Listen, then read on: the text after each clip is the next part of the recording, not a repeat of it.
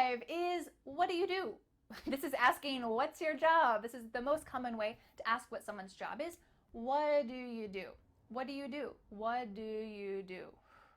A lot of this is linked together, kind of mumbled together, so I want to help you pronounce it in the same way. What do you? What do you? Can you say that with me? What do you? What do you?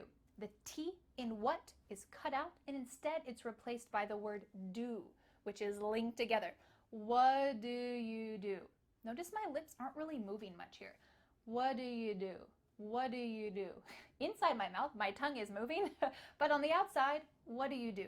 What do you do? It's not moving that much. So I want you to say this with me. Let's go slowly, and then we'll speed it up. What do you do? What do you do? What do you do? What do you do? What do you do? What do you do? What do you do? All right, it's your turn. Go ahead.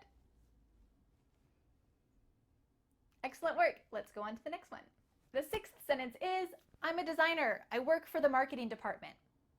If you don't know how to describe your job or what your job title is, you can check out this video I made, 100 job titles. Hopefully it will help you to be able to describe your job in these introduction situations.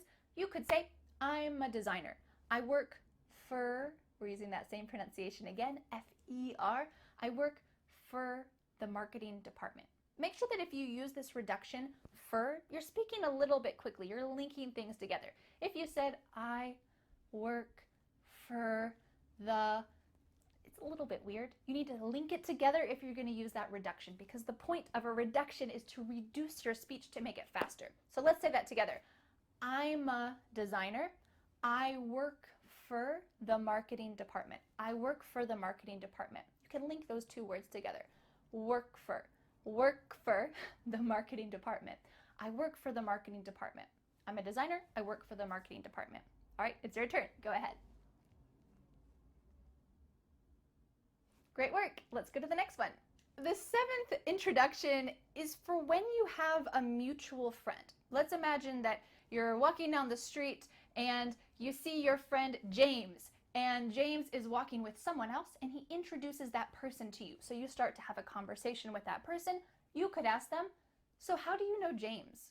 This just means, where did you meet? Do you work together? Are you his brother? What's the situation? And this is pretty common. Maybe you're at a party and you're just making small talk with people. If that person who's hosting the party is James, everyone at the party knows James. So it's a good question to ask. So how do you know James? Great. You're just kind of figuring out each other's relationships. Let's pronounce this together. So, it's a good way to introduce a new topic. So, how do you know James? This is similar to what do you do? That kind of lazy, not moving your lips very much type of pronunciation. So, how do you know James? So, how do you know James? How do you know James? Can you say that with me? So, how do you know James? How do you know James? So how do you know James? I'll say that one more time, and then I'm going to pause so that you can say it yourself. So how do you know James? Go ahead, it's your turn. Continuing with this same idea, this person who knows James might say, oh, we used to work together.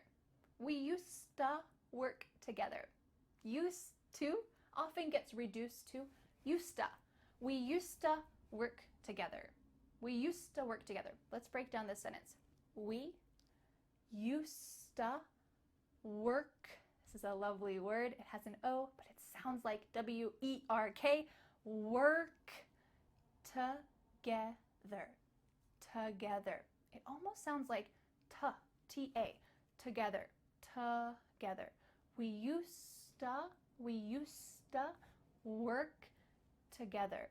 We used to work together. And when you link used to together, that means that you're reducing and you're sounding more natural. So let's say this full sentence, and then I'm going to pause so that you can say it yourself. We used to work together. We used to work together. We used to work together. Go ahead, it's your turn.